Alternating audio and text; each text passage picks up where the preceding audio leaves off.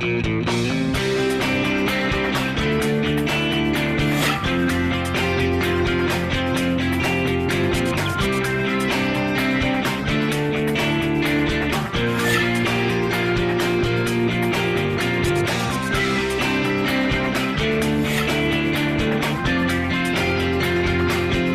I'm Kristen Oakes-White. Thank you for joining us for This Week in Louisiana Agriculture, the only TV show bringing Louisiana farmers and consumers together every week. My partner, Avery Davidson, will join us in just a moment. For many of you, if you did not grow up on a farm, 4-H may have been your first encounter with agriculture. Originally called the Corn Club, the Louisiana 4-H program started in Avoyles Parish in 1908. TWILA's Avery Davidson joins us now to show us how 4-H continues to help young people grow. Avery? Kristen, I am here at Camp Grant Walker. It's an absolutely amazing place in Pollock, Louisiana, where more than 5,000 children from across the state of Louisiana come to spend a week at a special 4-H camp. Now I have this little GoPro on a stick here, so I'm not tied to that camera over there. I can look at this one and kind of give you a little bit of a guided tour. Over that way, they've got the swimming pool, and they'll actually do swimming lessons over there. It's right over there if you can see it.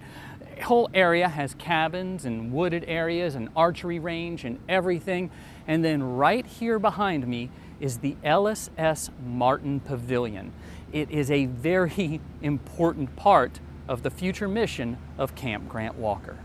It's the first day of a week of fun and learning for young people from across Louisiana. Opened in the 1920s, Camp Grant Walker is a place where these young people can learn and have fun. It's a very freeing place for kids. You know, they can come here, and even if they don't know anybody, they make fast friends. If they've been coming, you know, for several years, they still have those friendships and then also make new ones. It's a laid-back environment. We put a lot of emphasis on, you know, engaging the campers with fun, and it's just a place for them to just be themselves and be kids. Christy Bergeron is the camp director. She says the campers here have their choice of educational tracks while they're here. These campers chose the Science, Engineering, and Technology track. The first assignment, make a paper airplane. And today, we will be flying this baby. Let's do this. Throw it and see how far it will go. We want to make sure the kids are engaged and having fun, and, you know, engaging not only with the instructors that teach the tracks, but also with other campers. So that social aspect of it's important as well. Once the airplanes are back on terra firma, it's time to build another flying machine. How many of you have ever heard of a hoop glider before? Hoop glider. Pushing that social aspect, this is a group project using straws, tape, index cards, and a lot of teamwork. In fact, this teamwork could not happen here had it not been for teamwork that made construction of the building they're in possible. The LSS Martin Pavilion is the latest addition to this nearly 100-year-old camp. Rosie Bromell was the 4-H Foundation board president when the Roy O. Martin Company donated more than $500,000 to pay for its construction. And it was supposed to be an open-air pavilion, but with the Roy O. Martin donation, we were able to put in these wonderful clear garage doors that can be raised and lowered. So it can be an open-air pavilion, or it can be enclosed like it is today. Prior to the construction of the LSS Martin Pavilion, there was no single place at Camp Grant Walker where all 500 campers on site could come together, something very important when you consider Louisiana's extreme weather. There was no place for children to go if it was raining, if it was storming. They had to huddle in cabins or huddle in the building across the way. There was just no place for them when the weather was inclement. Completed just last year, the 4-H Foundation is already paying for upgrades, according to Executive Director Patrick Tuck.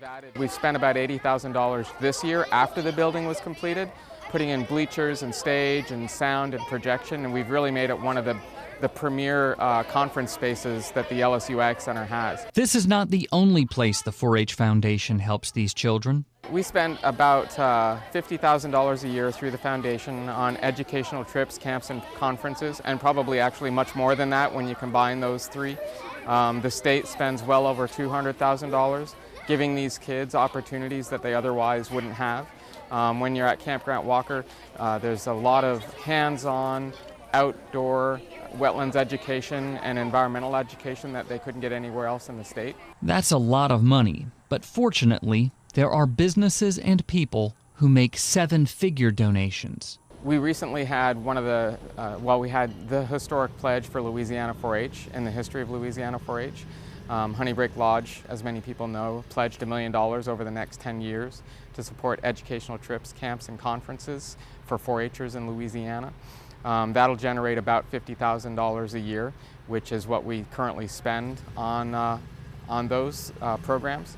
I've charged my board to match that pledge over the next 10 years and create an additional $1 million endowed fund that can further offset state expenses. Together, the state and the foundation spend over $250,000 on these kinds of activities for kids. And we all want these activities available forever for these kids. And $2 million in endowed funds would generate $100,000 a year to support any kid who ever wants to go to Grant Walker or any of our other camps or educational trips for a long time, forever. To recognize those who made all of this possible, these members of the Martin and Kilpatrick families come together to place the first plaque on the wall inside the Ellis S. Martin Pavilion.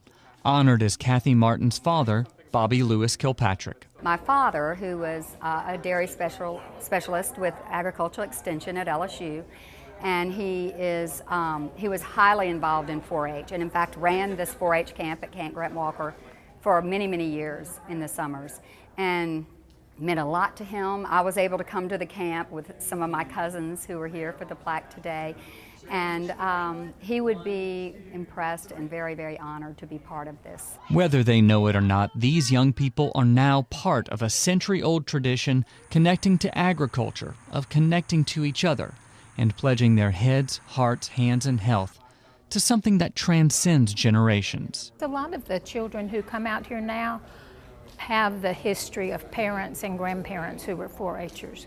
And isn't it wonderful that the program continues? And I'm just proud that as a former president of the 4-H Foundation Board that I had a part in it. Yeah, none of that happens without you supporting 4-H, either by having your children in 4-H or by making a donation to the 4-H Foundation. It's really easy. We'll put a link on our website at twilatv.org. Thanks, Avery. You can also go to twilatv.org to learn about 4-H and how to join.